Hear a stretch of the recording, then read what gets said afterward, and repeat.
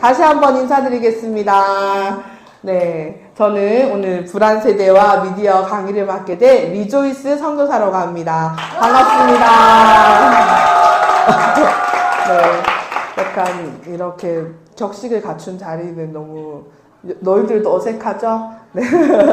네, 오늘 이 시간 또 세워주신 하나님께 영광 올려드리고 이 시간 또 여러분들과 함께 나가기 원합니다. 저는 좀 약간 질문을 많이 하거든요. 적극적으로 대답해 주실 수 있죠? 누가 시켰니? 네, 감사합니다. 네, 감사합니다. 기억이 안 나니까 그런 애드립은 자제해 주시고. 네, 혹시 이 강의가 다 따로따로인 줄 알고 정사무엘 목사님 강의를 들으려고 온 친구들도 있고, 네, 그렇지만 이게 두 가지가 세트입니다. 그래서 두 가지 은혜를 모두 다 받으시기를, 네, 부탁드립니다. 네, 전 오늘 준비한 불안 세대라는 혹시 책이 있는데 읽어보신 분 있으신가요? 처음 들어보나요? 네, 그죠. 처음 들어볼 수 있습니다. 네. 혹시 이 강의를 왜 선택했는지 여쭤보면 안 되는 표정인데, 민지야 왜 들어왔어? 듣고 싶어서요? 네. 네. 네. 뭐, 여러 이유들이 있겠죠. 그럼 여러분들은 불안하십니까? 불안이 뭐예요? 불안이 어떤 걸까요? 덜덜덜덜. 예은아, 불안이 뭘까요? 예원아, 불안이 뭘까요? 어떨 때 여러분은 그럼 불안하세요? 어떨 때 불안하세요? 저 이렇게 쨍알쨍알거리는 초등들과 늘 함께 하다가 이렇게 입을 꾹 다문 여러분들을 보니 엄청 떨리네요. 어떨 때 불안하세요? 전 지금 불안합니다. 네. 또 어떨 때 불안한가요? 맞아요. 모범 답안. 맞아. 시험을 앞두고 있을 때 우리가 불안하죠? 또 어떨 때 불안한가요? 맞아요. 내가 해야 될 일을 다 끝내지 못했을 때. 이쪽에서는, 네? 언제요? 혼날 때! 오! 맞아요. 제가 우리 학생들을 훈육할 때 굉장히 그 불안한 눈빛과 이렇게 불안해 하더라고요. 맞습니다. 또 어떨 때 한 번만 더. 언제 불안해요? 성주 언제 불안해? 지금 제가 질문을 해서 불안한가요? 네, 지금 불안하대요. 네. 불안 세대라는 말을 들어보신 적 있나요? 그럼 여러분, MZ 들어봤어요? 알파 세대 들어봤어요? 저는 어떤 세대일까요? X세대는 저보다 조금 더 나이가 있으신 분들이, 네? 무슨 세대요? 예. 저는 어떤 세대일까요? 40세대요? 정답. 40세대 맞습니다. 네. 현 선교사님이 지금 이제 40세대, 그 40세대에 접어들었는데, TTL 이런 거 들어봤어요? 또 너무 옛날 이야기라서 웃으시는 분들은 저와 연배가 별로 차이 안 나는데, X세대는 오렌지족 이런 거 들어봤어요? 안 들어봤구나. 고대 유물이 되었구나.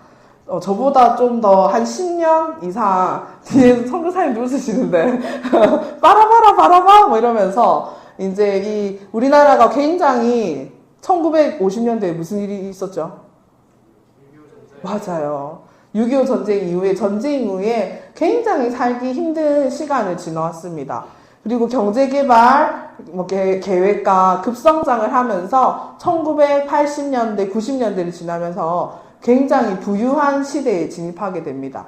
그래서 그때 재벌도 등장하게 되고, 이제 조금 살만해지기 때문에 오렌지색으로 이제 염색을 하고, 이렇게 스포츠카를 타고, 빠라바라바라바 오토바이를 타고, 이렇게 질주하는 그런 사람들 오렌지족이라고 부르고, 요새 짤에 그런 거 있던데 기분이 좋거든요. 뭔지 알아요, 이거? 알아요? 그런 사람들 오렌지족을 불러요. 서울 사람이에요. 이렇게 입으면 기분이 좋거든요. 이러면서 배꼽티 입고, 힙합 바지 입고 저는 이제 그 세대를 지나서, 이제 1990년대와 10, 9, 8, 2000년대가 이제 넘어가는 시대를 뭐라 그럴게요? 밀레니엄이라고 들어봤어요? 안 들어봤어요? 밀레니엄. 그 2000년대가 지나면 지구가 멸망한다. 이런 말이 있었는데, 저는 TV 앞에서 그때 이제 제야의 종소리와, 와, 진짜 멸망하나? 그 1초가 넘어가면 어떤 일이 생길까? 사실 안타깝게도 모태신앙이 아니어서 교회는 다녔지만 12월 31일에 집에 있었거든요. 그래서 TV에서 송구영신 예배를 가지 않고 지구가 멸망하나 안 하나 열심히 보고 안 멸망하더라고요. 학교는 다시 가야 되고, 네, 고등학생이 되고, 이제 2000년대에 대학생 시절을 지났습니다. 그래서, 이 그림을 보니까 어떤 것 같아요? 뭐 하고 있는 것 같아요? 이 어려운 질문 아닌데, 얘들아? 기도하고 있죠. 여러분들은 그러면 아까 처음 제가 질문했던 곳에서 나아가서 불안할 때, 두렵고 걱정이 될 때 어떻게 하십니까? 어떻게 하십니까? 울어요? 네, 저는 주로 초등 저학년들과 함께 하는데요. 그 친구들 중에서 물론 예수님하고 이제 기도를 하고 훈련이 되어가는 친구들이 있지만 대부분 어린아이들은 불안하고 두려울 때 두 글자를 부릅니다. 뭐라고 할까요? 주여 안 하죠. 엄마! 이렇게 저희 자녀들만 해도 제가 항상 그곳에 있다는 걸 알기 때문에 언제 어디서든지 목청을 놓아 옵니다. 엄마! 이렇게 하고. 그렇죠. 근데 이제 어른이 이렇게 장성하였는데도 엄마라고 울면은 친구들이 좀 어떻게 생각할까요? 쟤 왜 저래? 뭐 이렇게 하겠죠. 우리는 하나님을 따르는 여호와를 따르는 사람입니다. 그래서 여호와를 찾는 자들은 바로 이 모습처럼 두렵고 떨리는 일들이 있을 때 주님 앞에 기도합니다. 빌립보서 4장 6절, 7절 말씀 혹시 외우시는 분들 있나요? 영어로 적혀 있지만 한글로 한번 말하실 수 있는 분들 한번 암송해 보겠습니다. 시작! 아무것도 염려하지 말고 다만 모든 일에 기도와 간구로 감사함으로 하나님께 아뢰라. 그리하면 모든 지각에 뛰어난 하나님의 평강이 그리스도 예수 안에서 너희 마음과 생각을 지키시리라. 네, 여러분 그렇게 하시나요? 아멘. 아멘 나와서 너무 감사합니다. 네, 저도 근데 이것이 훈련되기까지는 네, 방금도 제가 예수님을 엄청나게 찾으면서 이 공간을 돌아다녔는데 여러분 만날 때는 그럴 때도 있고 그렇지 않을 때도 있었던 것 같아요. 근데 다행히 저도 어린 시절 교회 안에서 자랐기 때문에 어려운 일들이 있을 때, 불안한 일들이 있을 때 하나님 앞에 기도함으로 나아갔을 때가 많았던 것 같습니다. 그래서 이 발전한 시대, 성리사에 말했던 밀레니엄 시대를 지나서 2000년대를 넘어서서 삶의 안정권이 들어섰지만 여전히 그 삶의 문제가 해결되지 않고 그 불안함을 가지고 있는 세대를 Z세대 혹은 불안세대라고 명명하였습니다. 오늘 이 불안세대에 대해서 잠깐 소개를 하고 한번 여러분들과 생각해 보길 원해요. 불안세대가 무엇인지. 그래서 불안세대 한번 나눠보도록 하겠습니다.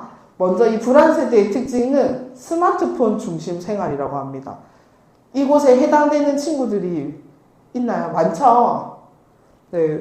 저도 만약에 이 선교사라는 직업을 가지지 않고 제 삶이 이렇게 하나님 앞에 서 있는 직업을 선택하지 않고 그냥 아줌마였었던 바야흐로 한 7, 8년 전으로 거슬러 간다면 이렇게 애니 팡 하다가 핸드폰 이마에 떨어뜨리고 알죠? 핸드폰 하다가 잠들어가지고 이마에 얼굴 팍 폰 떨어뜨리고 홈쇼핑 안 살 건데 보다가 왠지 사야 될 것만 같아. 마감이 막 삐삐삐삐삐삐삐 이렇게 하면 나도 모르게 필요 없는데 9+1 결제. 성공했어. 막 이렇게 쾌감을 누리고 그랬던 저도 아줌마였답니다. 근데 지금은 사실은 그럴 시간도 없고 스마트폰과 늘 들고 있지만 사실은 누군가의 필요를 채워주기 위해서 들고 있을 때가 많긴 하지만 저도 이것을 다시 한번 공부하면서 많은 부분 반성하게 되었습니다. 한번 쭉쭉쭉쭉 넘어가 보겠습니다. 오늘 저는 이미지 위주로 PPT를 준비했는데 여기는 어디일까요? 광야. 와, 이런 걸 우린 종교 중독이라 그래요. 네, 어딜까요? 사막 또 정답입니다. 화성. 네, 어떻게 알았죠? 찍었어요? 스포하지 않았는데. 화성이에요, 화성. 화성 하면 여러분 어떤 생각이 드세요? 외계인이 있다고요? 화성에 가봤어요? 화성 하면, 성교사님 화성 하면 제일 먼저 뭐가 생각날게요? 맞아요. 잠시만요. 내 속에 들어왔다 나왔니?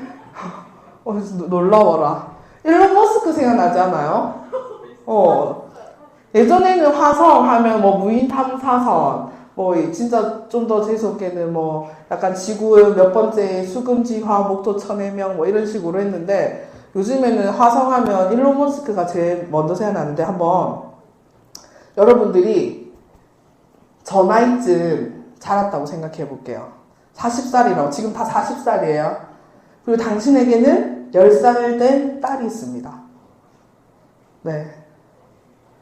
그런데 이 나라에서 화성에 갈 사람을 모집한다는 거예요.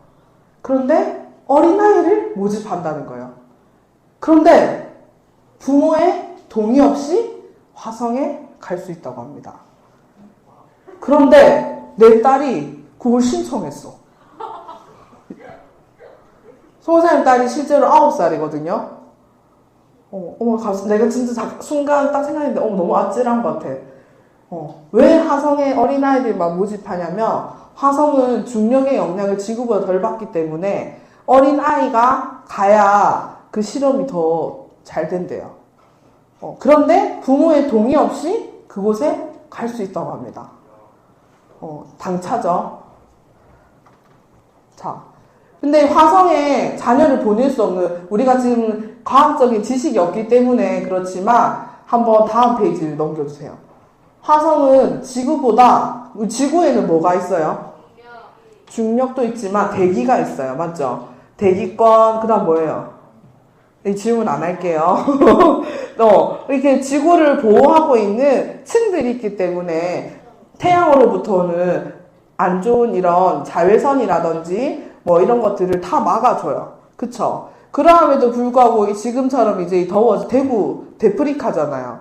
맞죠? 나가면 이제 얼굴이 새까맣게 타요. 맞죠? 선교사님이 재작년에 적도 근처에 있는 탄자니아라는 나라에 다녀왔거든요. 그래서 뭐 탄자니아, 아프리카 하면 진짜 더울 줄 알았는데 우리 남반구에 있어가지고 저희랑 날씨가 반대더라고요.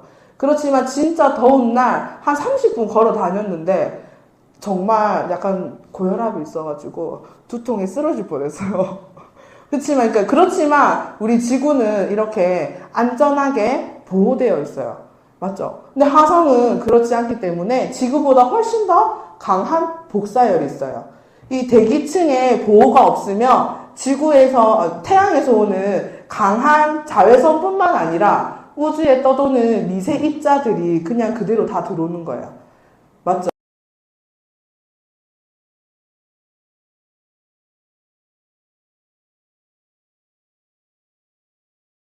번째, 중력. 아까 말했다시피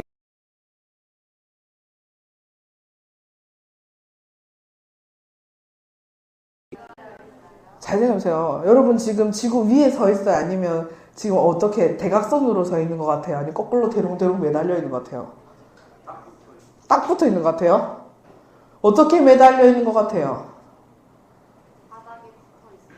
중력 때문이죠. 중력. 맞아요. 우리가 과학 시간에 배우는 거지만 지구가 끌어당기는 만큼 나도 땅을 밀고 있어요. 그래서 이렇게 서 있을 수 있는 거거든요. 그래서 우리 사람의 몸은 그 지구의 중력 크기만큼 관절과 디스크와 하나님이 신묘막측하게 우리의 몸을 지으셨어요. 맞죠? 이렇게 설계된 우리가 화성으로 간다면 뭐 처음에 한 며칠은 괜찮겠죠. 우리 관절이 어떻게 될까요? 맞아요. 그래서 그 화성에 갔다가 다시 돌아온다고 하면 그 10살 된 아이가 뭐 1년 있다 왔어. 다시 돌아왔는데 이 지구에 적응하기가 쉽지 않아요. 뭐 과학에 대한 관심이 있는 친구들은 모르겠지만 실제로 우리나라 최초의 우주인이 누구죠? 이소연. 이쪽이 좀 인텔리전트한데요. 맞아. 이소연께 우주인들이 지구를 밖을 나갔다 오면 바로 나오는 게 아니에요. 그 중력을 서서히, 안다고 이렇게 끄덕끄덕해줘서 고마워요. 네, 뭐 틀린 정보일 수 있지만 어쨌든 중력을 서서히 감하기 위해서 그런 왜 해저에서 잠수한 사람들도 나오려면 감압 장치를 통해서 서서히 나와야 몸에 무리가 없는 것처럼 우주에 있던 사람들도 몇 달간 그 훈련을 받아야 다시 나올 수 있거든요. 네, 여러분 40살인 여러분의 10살 된 자녀가 지금 나의 동의도 없이 이 화성에 가겠다고 한답니다. 바로 뭐라고요? 부모의 동의 없이. 허락할 수 있겠어요? 네. 어떨까요? 자, 다음 띄워주세요. 네. 그럼 이 사진 한번 보겠습니다.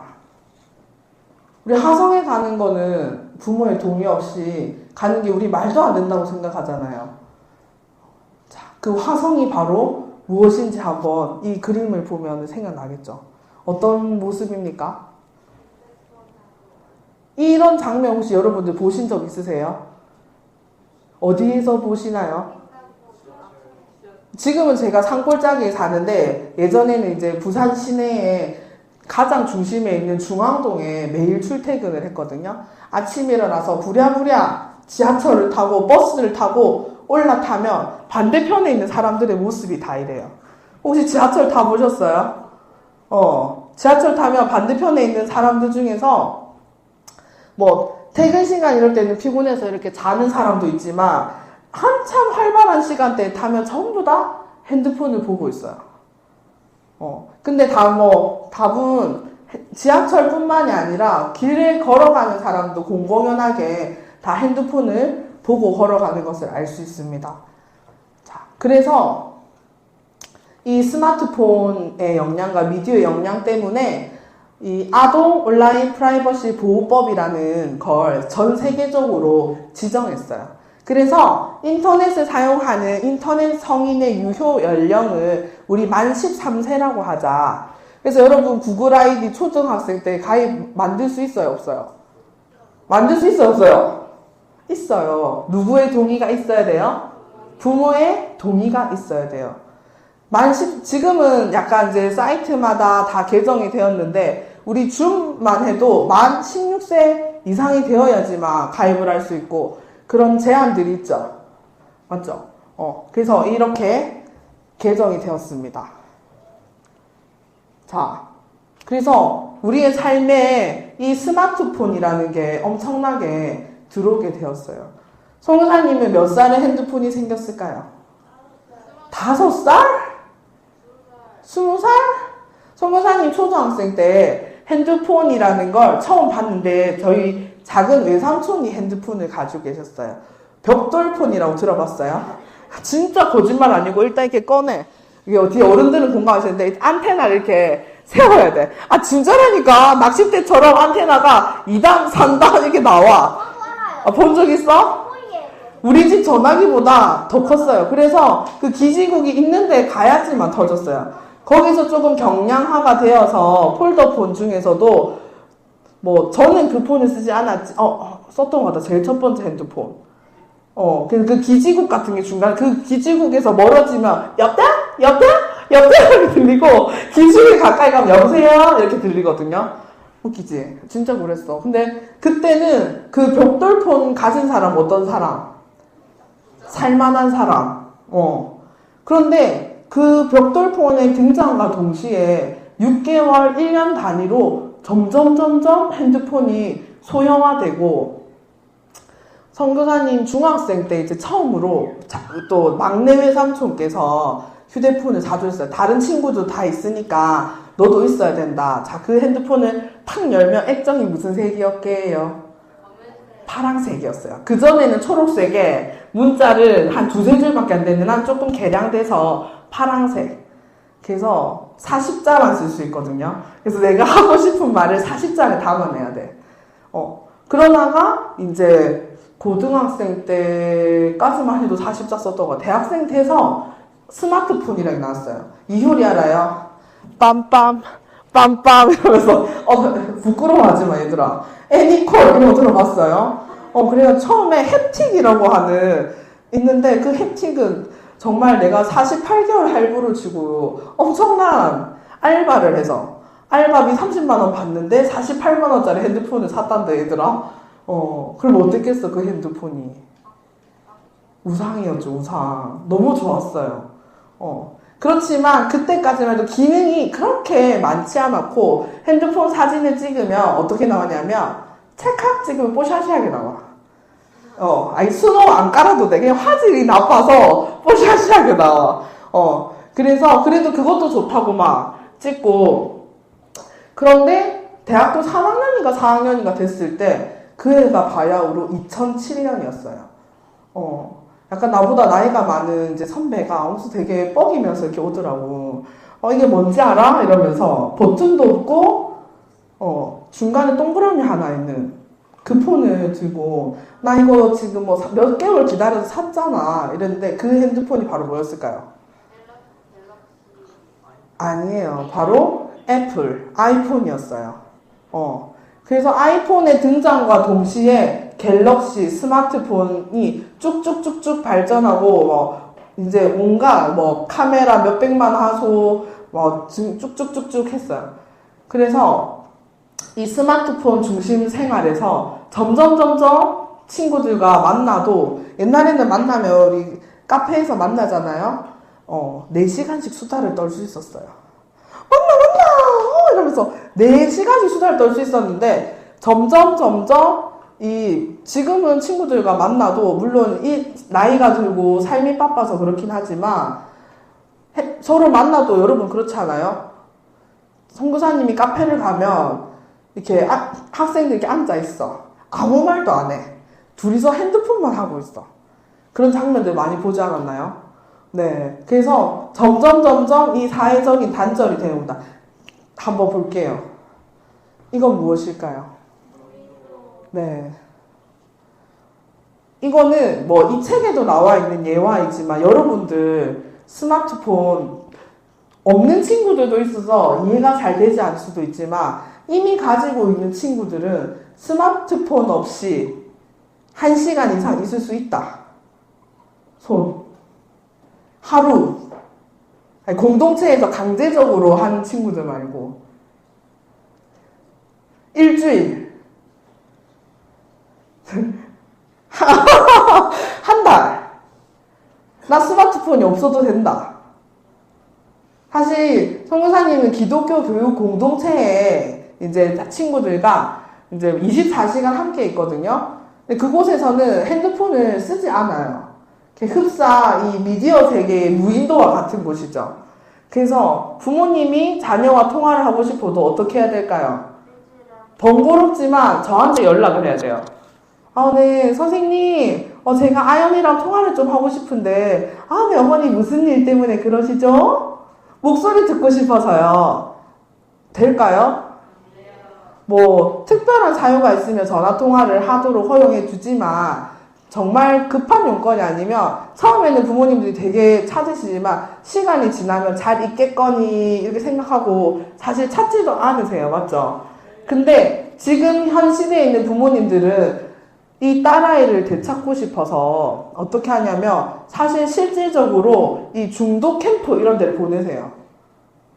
우리는 자동으로 입소하면 핸드폰을 제출해서 자동으로 스마트폰이 소거되지만 이제 일반 학교에 있는 친구들은 이 미디어 중독, 게임 중독에서 벗어나기 위해서 3일, 일주일, 한 달 이렇게 무인도와 같은 곳으로 떠납니다. 그래서 선교사님이 있는 이런 공동체에는 사실 미디어 중독인 친구들이 굉장히 많이 오거든요. 게임을 안 하면 단 하루도 참을 수 없어. 너무너무 화가 나. 그런 친구들을 굉장히 손쉽게 치료할 수 있는 방법이 있어요. 뭘까요? 맴매? 맴매 아니에요. 손에서 핸드폰만 없어져도 처음에는 굉장히 불안하거든요. 자, 이 공동체 생활을 내가 한 3년 이상 했다 한 친구 있어요? 하은이는 아니야? 2년. 그 핸드폰 생각이 평소에 일상생활에서 생각이 잘 나요, 안 나요? 나요? 솔직하게 말해줘서 고마워요. 안 날 것 같은데? 어때요? 나요? 안 나요? 근데 이제 집에 가기 하루 전이야. 오늘 집에 가. 그럼 어때요? 내가 이 말만 해도 지금 입술에 미소가 빙긋이 떠올라요. 그리고 핸드폰을 다시 제출하고 집에 두고 복귀하는 때 기분이 어때요? 매일매일 그렇지. 매일매일 그렇죠. 그래서 사실은 선교사님 진짜로 이 스마트폰만 제거해도 굉장히 우리 친구들이 불안증과 이 어쩔 수 없는 그러한 것들에서 많이 극복되는 것을 봤습니다. 자, 아이폰의 등장. 뭐예요, 이거? 아까 선교사님 말했던 그 벽돌폰 있잖아요. 뭐만 할 수 있게요? 사실 근데 그 시대에는요, 모든 집에 유선 전화가 있었어요. 유선 전화에서 조금 발전하면 유선 전화 한 대, 무선 전화 한 대. 무선 전화가 있으면 어떤 장점이 있게요? 유선 전화가 있으면 여보세요? 저 경민이 친구인데요. 경민이랑 통화할 수 있을까요? 그럼 이제 이 돼지꼬리 알죠? 내 모든 전화 통화를 누가 듣는다? 엄마 아빠가 옆에서 듣는다. 그래? 토요일에 자전거 탈까? 알겠어. 몇 시에? 엄마 들어. 무선 전화가 생겼어. 경민이 바꿔주세요. 무선 전화 딱 받았어요. 어떻게 할까요? 잠시만. 내 방에 들어가서 이제 그러다 갑자기 전화가 뚝 끊겨요. 무슨 일일까요? 아빠가 전화선을 뽑은 거예요. 그렇게 그때는 이렇게 계속 수다를 떨 수 있고 사람과 전화로지만 유선이지만 멀리 있는 친구 전학을 가도 이 유선전화에 의지해서 진짜로 실제로 그런 일이 있었죠. 제 초등학교 앨범에 옛날에는 집 전화번호가 다 적혀있다. 너무 옛날 사람 같나? 집 전화번호가 적혀있거든요. 선교사님이 고등학생이 됐을 때 연락을 초등학교 졸업하면 고등학생 고3 되면 몇 년이 흘렀어요? 5년이나 흘렸잖아요. 근데 그 친구가 고3 때 굉장히 힘든 일이 있었는데 제가 생각이 났대요. 왜냐면 저는 어릴 때도 떡볶이 잔치랑 달란트 받으려고 제 친한 친구들 데리고 항상 교회를 갔거든요. 왜냐면 달란트 모아서 예쁜 머리띠도 사야 되고 달란트 모아서 스케치북도 사야 됐기 때문에. 그래서 그 친구는 교회 가자 그러면은 내 공책에다가 이 몇 번인데 절마크를 그래요. 절마크 알아요? 나치당 이거 반대랑 절마크. 야 정미야 교회 가자 이러면은 내 공책에다가 절마크 그렸어. 야 예수쟁이 저리가. 근데 떡볶이 먹으려고 왔어요. 그래서 달란트 잔치하고 떡볶이 잔치할 때만 저를 따라왔는데 그 친구가 5년이 지나서 혹시 거기 경민이 집이에요? 이렇게 전화가 온 거예요. 맞는데? 나 정미인데 정미야 오랜만이야. 전화 갔고 이사를 갔거든요. 근데 갑자기 내가 경민이라는 내가 그 친구가 맞다고 그 순간 친구가 전화통을 붙잡고 엉엉 우는 거예요. 왜 그래? 너 어디 살아? 지금 어디야? 이랬는데 아니 우리 집이 좀 많이 힘들어져서 내가 지금 너무 힘들어서 죽고 싶은데 그냥 내가 집 앞에 있는 빨간 십자가를 보고 그냥 그 교회에 들어가서 엉엉 울었어. 근데 네가 생각이 났어. 너 아직도 교회 다니니? 이렇게 하는 거예요. 당연하지. 교회 다니지. 근데 우리 교회로 나오라고 하기에는 너무 멀어서 너무 웃기지만 고3이었지만 거기 장로교라고 붙어 있어? 교단이 어디야? 그럼 건강한 교회네? 지금은 그 교회가 굉장히 커져서 부산에 굉장히 유명한 교회가 됐는데 그래서 전화상으로 그 친구의 안부를 묻고 근데 그 친구가 나를 연락할 수 있는 방법이 뭐였다고요? 유선전화, 돼지꼬리전화. 다행히 전화번호를 안 바꿨어요, 그때. 그리고 또 몇 년이 흘러서 대학에 갔을 때 그 친구가 IVF라고 하는 기독교 동아리에서 막 분명히 절마크, 내공책에 절마크 그리던 애가 예수 믿으세요 하고 대학교 정문 앞에서 막 전도를 하고 있는 거예요. 그걸 보면서 정말 어릴 때 심은 그 떡볶이 잔치에 복음의 씨앗이 헛되지 않았구나. 그런 생각 들었고, 이 졸업 앨범에 적혀있는 유선 전화가 정말 감사했어요. 그때 내가 전화를 받지 않았더라면, 그래도 다른 사람을 통해서 정미를 하나님이 구원하셨겠지만, 어쨌든 선교사님 살던 시대는 이렇게 인정이 있었어요. 그래서 새벽 시간에 전화로 친구랑 이야기도 하고, 여러분들도 지금 뭘로 그렇게 해요? 스마트폰으로 하죠. 근데 스마트폰 있는데 요즘에는 전화보다 카카오톡이나 챗을 더 많이 하잖아요. 전화를 많이 해요? 그렇구나. 그 여학생들이 왜 그런지 한번 또 보겠습니다. 잠시만 앞에 거 보여주세요. 이거는 뭐예요? 인스타그램. 그래서 선교사님 어릴 때는 핸드폰이 없었으니까 어떻게 놀았을까요? 술래잡기, 고무줄놀이. 내가 그렇게 나이가 많이 안 들었지만 부유촌에서 안 살았기 때문에 실제로 고무줄놀이하고 말타기 하다가 등에 담 걸리고 막 이러고 그랬거든요. 근데 요즘은 어때요? 가만히 앉아서 스마트폰 세상에서 엄지손가락만 올리면 좋아요, 구독, 조댓구알 알죠? 좋아요, 댓글, 구독, 알림 설정. 맞아요. 할 수 있고, 저기 이제 문자 메시지, 그 유튜브. 맞죠? 선교사님도 그래서 여가 시간에 이 강의를 준비하면서 되돌아보니까, 쉬는 날에 가장 많이 하는 건 저도 유튜브를 보거나, 쇼츠를 보거나, 릴스를 보는 일을 굉장히 많은 시간을 허비하고 있습니다. 솔직히 고백하자면. 네. 그래서, 이 세대에는 이 아이폰 넘겨주세요. 아이폰의 등장입니다. 근데 사실 이거는 여러분들 너무 뻔한 이야기잖아요. 오늘 선교사님이 진짜 하고 싶은 이야기는 이 부분이에요. 한번 넘어가 볼게요. 어때요? 이 그림 보면 어떤 생각이 들어요? 재밌겠어요? 이게 실제로 100년 전에 미국에 있는 놀이기구에 실제로 존재한 놀이기구라고 합니다. 우리 막내 동생이 몇 살이에요? 아니, 막내 동생. 자, 은우가 이걸 타고 지금 눈앞에서 걸어 올라가고 있다고 생각해봐. 어때요? 어떨 것 같아요? 목사님, 노아가 지금 여기 올라가고 있어요. 노아가 지금 여기 올라가면 어떨 것 같아요? 선교사님 아들은 여기 충분히 올라갈 만한 녀석이거든요. 심장이 막 바운스 할 것 같은데, 실제로 보면은 아무것도 없어요. 이 친구 보면은 오줌 쌀 것 같지 않아요? 맞죠? 며칠 전에 저희 선교사님 애들이 쌍둥이인데 생일이었어요.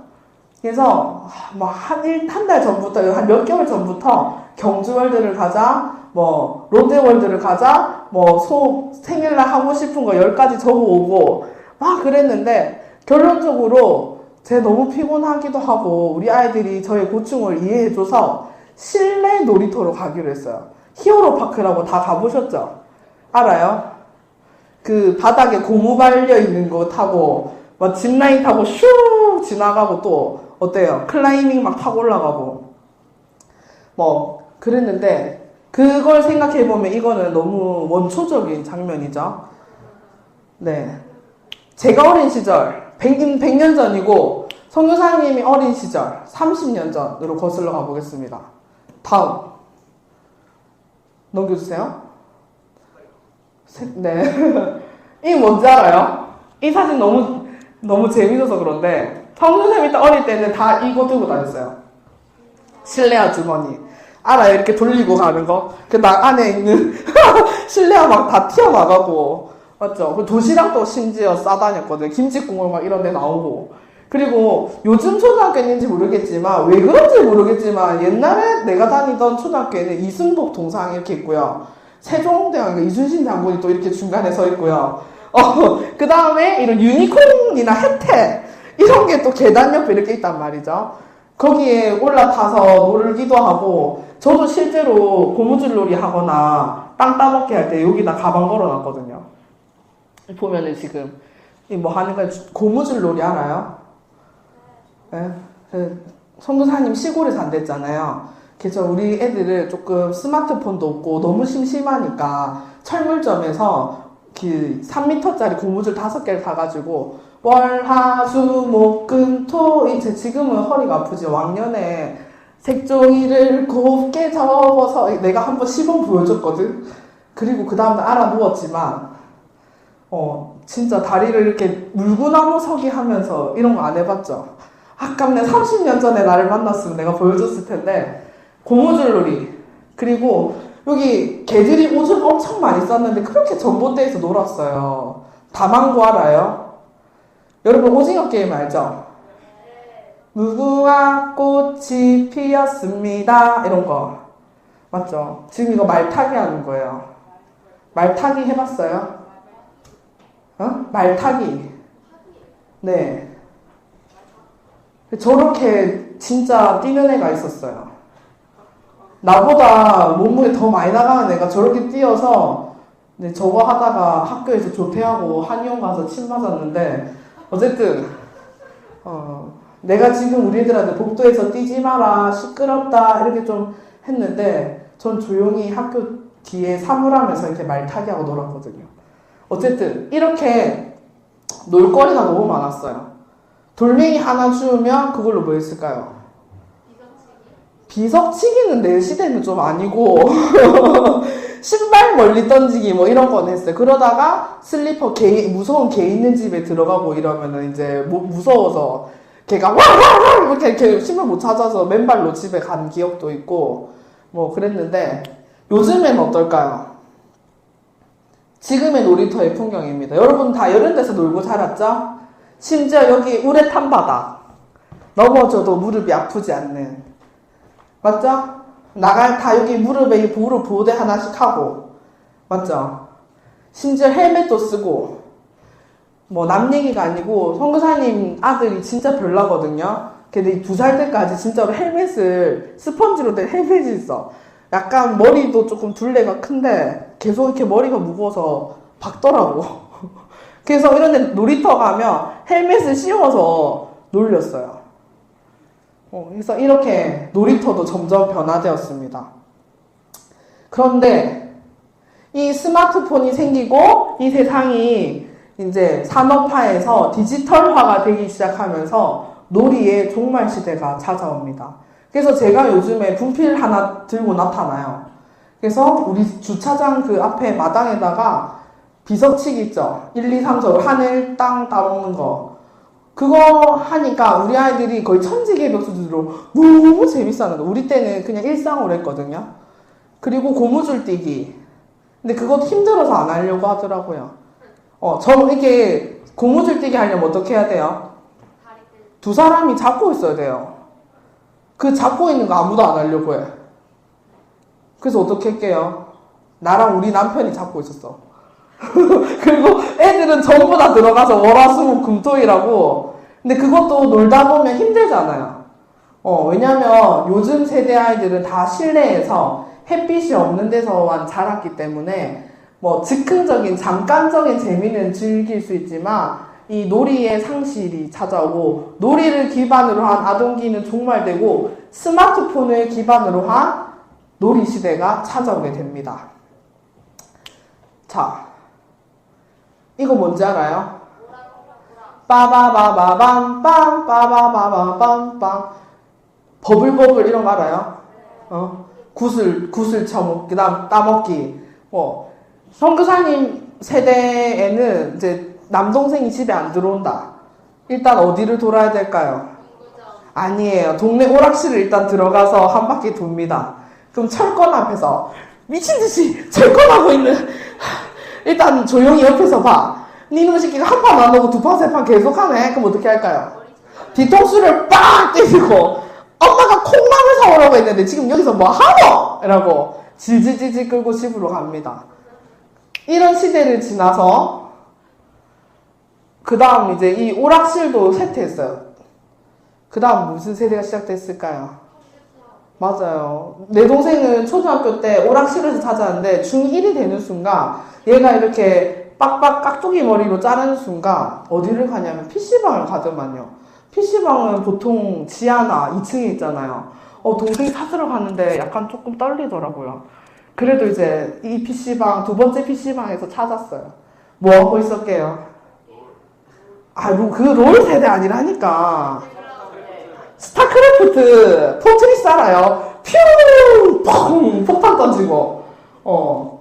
그래도 그때까지만 해도 재밌었던 시대였어요.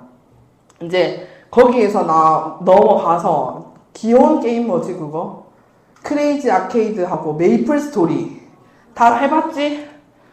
그 다음 단계가 서든어택. 나 안 해봤는데 왜 이렇게 잘 알아? 그 다음에 LOL? 맞아요. 뭐 브롤스타즈? 윤상 너 하는 거 뭐야? 맞아, 로블록스.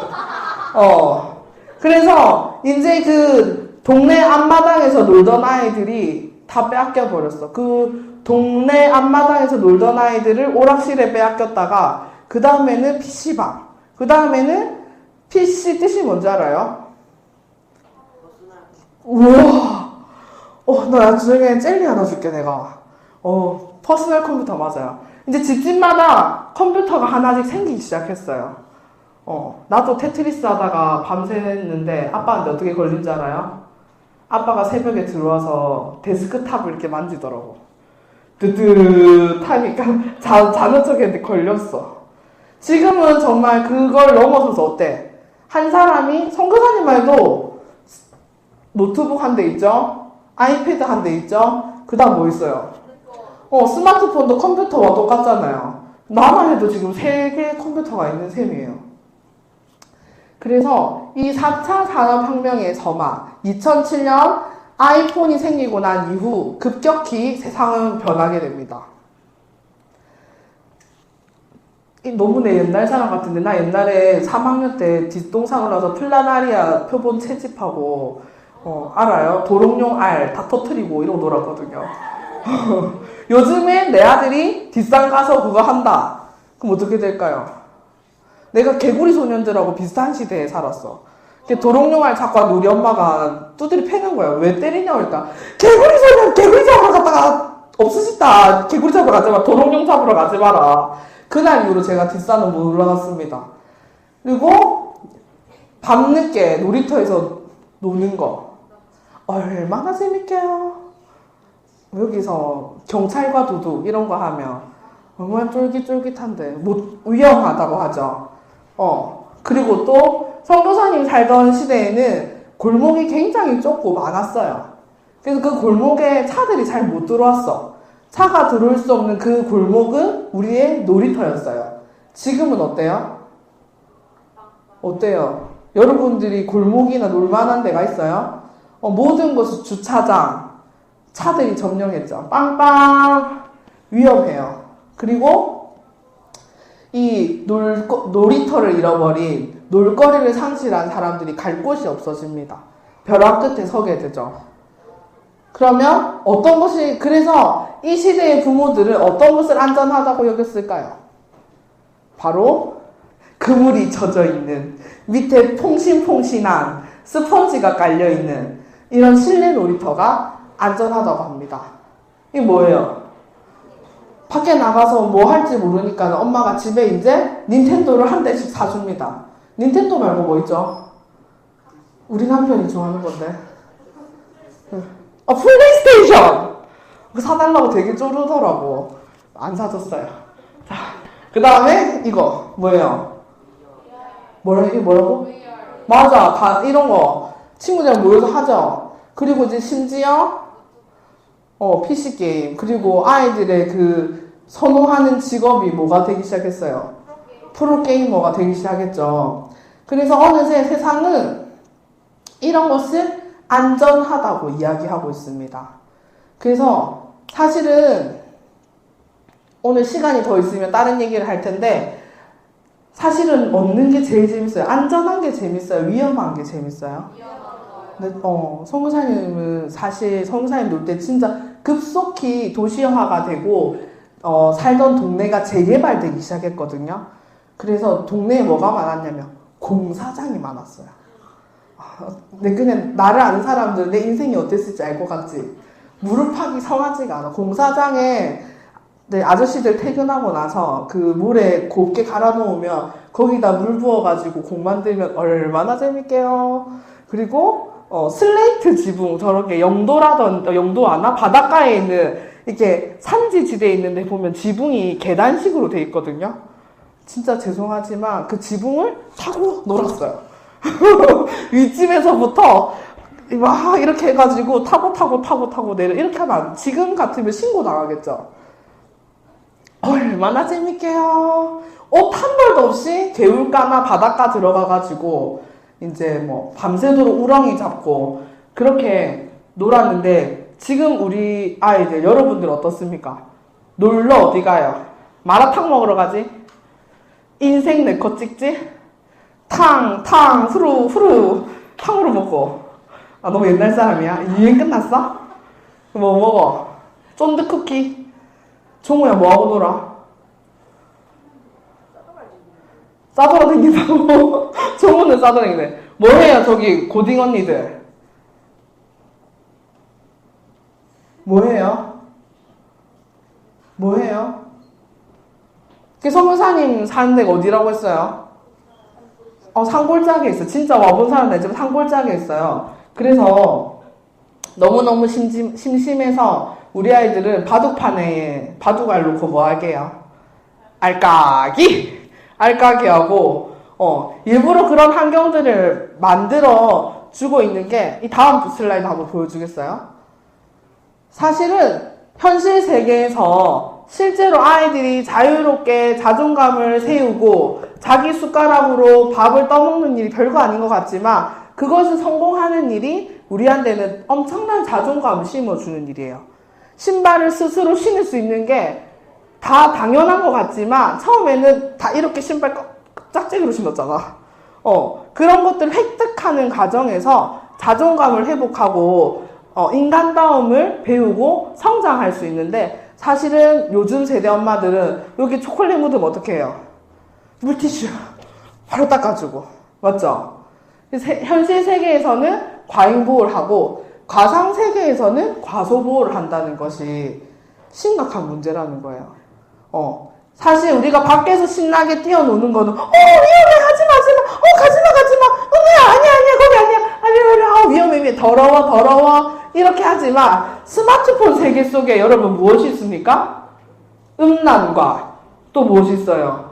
잔인함과 공포와 우울함과 이런 것들이 드글드글한데 여러분들에게 부모님들이 스마트폰을 씌워줄 때 위험해 하지마 이렇게 하시는 분 있어요? 아니 무서워 하지마 지지야 아니 엄마가 이렇게 해요 1시간 만에 1시간 뒤에 갖다 놔 이렇게 엄마도 뒤돌아서 다리 꼬고 이렇게 같이 핸드폰을 보고 있지 않으신가요? 너무 빵 터졌어요. 한번 다음 슬라이드 보여주세요. 이러한 세계 가운데 이렇게 칸이 없어서 내가 정신병이라고 해서 좀 죄송한데 정신질환이 급속히 증가하게 됩니다. 다른 팀 나눠주시고요. 우리가 쇼츠와 뉴스를 보는 도파민 중독에 대해서 여러분 들어보셨겠지만 그런 것들을 통해 가지고 계속된 자극을 하면 순간은 즐겁지만 나중에는 여러분 어떻게 돼요? 나도 막 쇼츠 보다 보면 1시간, 2시간이 금방 지나가더라고요. 그렇게 보고 나면 찾아오는 게 뭐예요? 기쁨인가요? 공허함. 맞아요. 그리고 저는 어깨 결림과 눈이 뻑뻑하고 그리고 속터널 증후군이 찾아오더라고요. 핸드폰 이렇게 들고 있으니까. 그리고 맞아 공허함. 그거를 한 40분 보다 보면 내가 지금 뭐 하는 거지? 정신 차려요. 근데 다음 이야기가 너무 궁금하고 저 팀이 1등인데 그 다음 슬라이드 넘게 뭐가 있을지 너무 하나씩만 더 주세요. 멈출 수가 없는 거예요. 그래서 실제로 이런 미디어와 스마트폰에 대해서 중독이 되어가는 과정들 속에서 찾아오는 게 다만 ADHD뿐만 아니라 가운데 우리 삶에 깊이 자리 잡은 우울증이고 그거 알아요? 우리 자매님들 미디어 중독에서 영향을 훨씬 더 받는 거 바로 여학생들이라고 합니다. 남학생들은 그 끌어올리는 이 혈기를 때로는 축구로 맞죠? 때로는 우리 학교 남자 학생들 그렇게 요새 벌크업을 하거든요. 무엇을 위해 하는 것인지 모르겠지만 아마 벌크업을 열심히 하는데 그거 좋은 거라 생각해요. 근데 여학생들은 어때요? 감정적인 소모가 필요하고 감정적인 교류를 해야 되는데 그것을 할 수 없는 환경이잖아요. 그것을 무엇이 대체하냐면 유튜브가 대체하고 맞죠? 쇼츠가 대체하고, 릴스가 대체하고, 그리고 그 내가 가볼 수 없는 여행지, 베트남 여행 맛집, 다낭 가면 꼭 이거 먹어야 돼. 다낭 안 갈 거면서. 유럽에 가면 이곳엔 꼭 가봐야 된다. 안 갈 거면서 보고 대리만족을 느끼고 있는 거죠. 작은 스마트폰 세상에서. 그래서 우리는 이렇게 이야기합니다.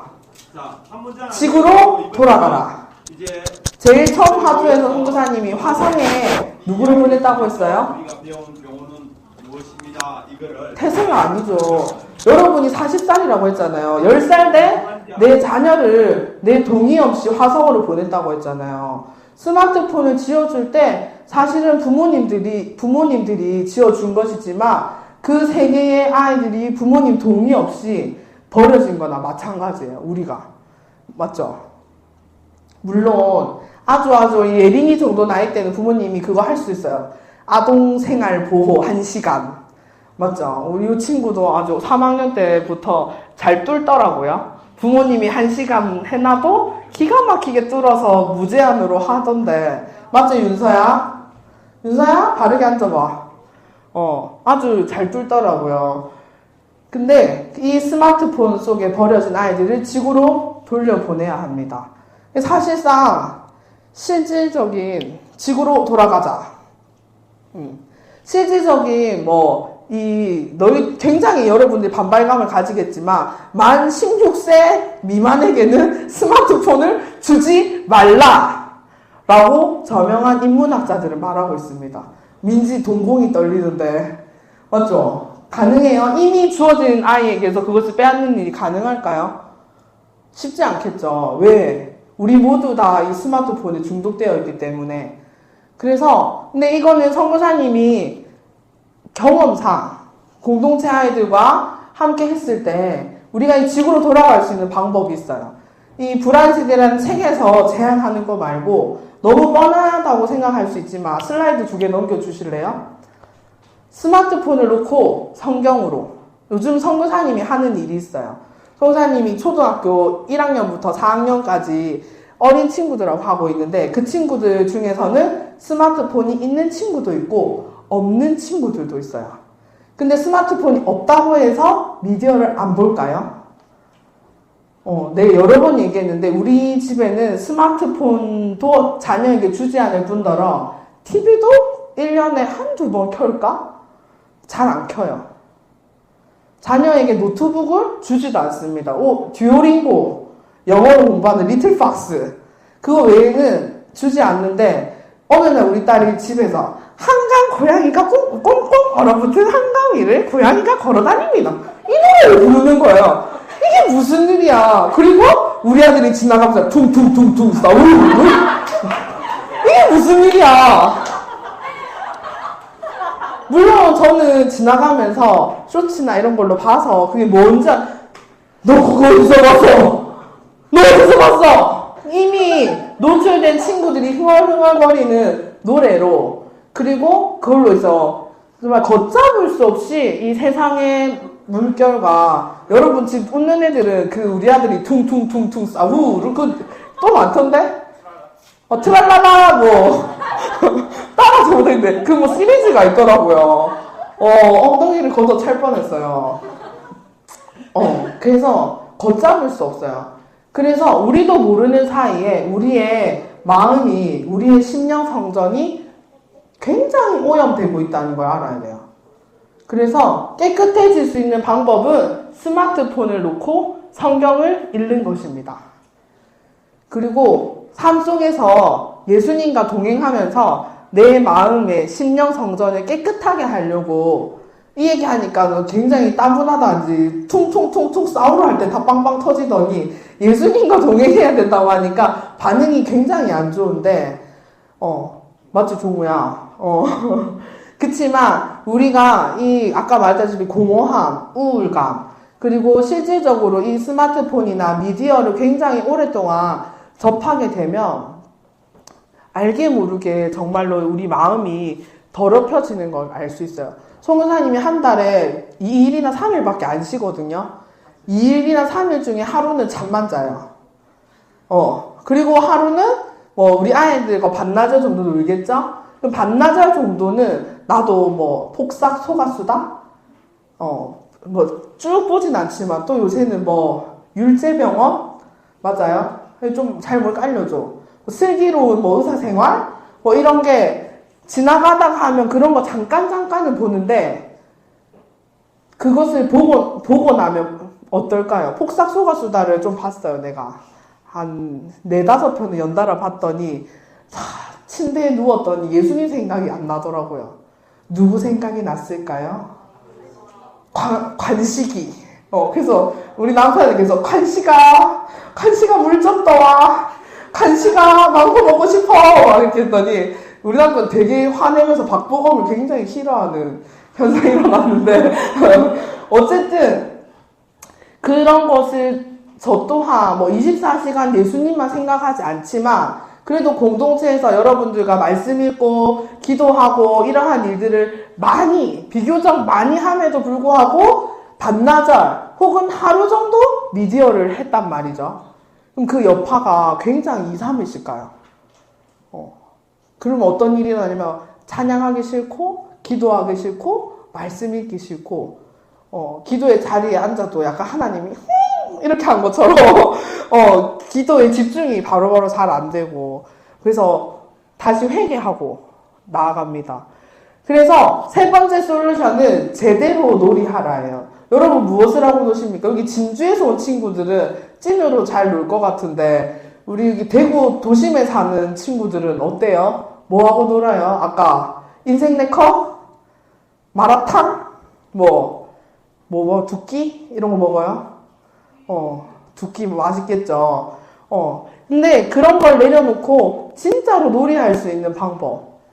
그래서 때로는 정말 뒷동산은 좀 그런가? 등산도 해보는 것도 여러분들의 굉장히 건강한 자극이 될 수 있고요. 때로는 자전거. 이 나이에 이제 9살 아이들과 호흡 맞추기 위해 가지고 생일 선물로 공원에 자전거를 2시간 탔더니 그 다음날 걷지를 못하겠더라고요. 그치만 그걸 달릴 때 기분은 사실 좀 미안한데 전동 자전거 탔거든요. 그래서 내 혼자서 와! 앞으로 달려가가지고 우리 아들이 아! 이렇게 소리 지르면서 막 달려고 지나가던 자전거 아저씨들이 엄마가 와 저러노? 뭐 이렇게 하고 지나가셨는데 집에서 실내 놀이터 이런 거 갔던 것보다 그 자전거를 타고 땀을 식히면서 그 공원마다 흔들끈에 있잖아요. 이렇게 타면서 야, 난 도저히 못 가겠으니까 너희끼리 타라 하면 우리 애들이 막 내 주변에 빙글빙글 돌거든요. 근데 그 시간들이 너무나 값지고 귀한 거예요. 여러분들도 아직 늘지 않았잖아요. 맞죠? 그래서 이러한 이제 스마트폰을 내려놓고 때로는 성경을 읽어보고 또 때로는 기도의 자리로 나아가서 예수님 생각도 해보고 또 때로는 바닷가에 가도 좋고요. 산으로 가도 좋고요. 여러분 축구를 해도 좋고요. 진짜로 우리의 몸을 움직이면서 놀이할 수 있는 그러한 일들에 시간을 써봤으면 좋겠습니다. 그러면 어떤 일이 일어날까요? 밤에. 맞습니다. 정답! 황교사님이 20대 때 직장생활 할 때 불면증을 진짜 오래 앓았어요. 그래서 이리 뒤척 저리 뒤척 양백마리 200마리 1000마리 세다가 다시 어떻게 할게요?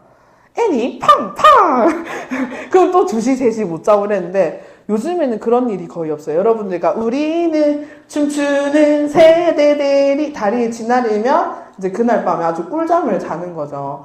그래서 하나님 지으신 그대로 우리 지어진 대로 하나님을 예배하고 찬양하고 살아갈 때에 우리의 기쁨이 충만하게 하나님께 영광 올려드릴 수 있는 것 같습니다. 그렇게 할 수 있죠, 여러분? 네. 아멘이십니까? 네, 너무 길어졌는데 다음 중독 강의를 우리 정상호의 목사님에게 마이크를 넘겨드리도록 하겠습니다. 큰 박수로 우리 목사님 앞으로 모시겠습니다.